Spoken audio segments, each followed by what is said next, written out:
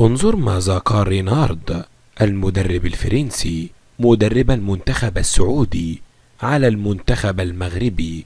إليكم التفاصيل كاملة في هذا الفيديو، بس خلينا قبل ما نبدأ في المشاهدة ياريت ما تنساش إنك تصلي على النبي محمد عليه أفضل الصلاة والسلام.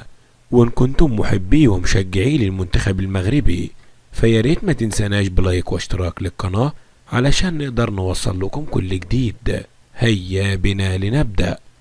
اعترف مدرب المنتخب السعودي هيرفي رينارد على دعمه للمنتخب المغربي على حساب الفرنسي في منتصف نهائي كأس العالم غدا الأربعاء.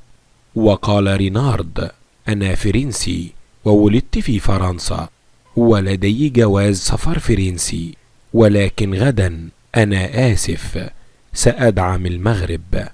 وقال: المغرب بلد كانت تميزني، لقد منحني الشعب المغربي حبا لا يمكن تخيله على الإطلاق، وأنا سأدعم المغرب بكل ما عندي.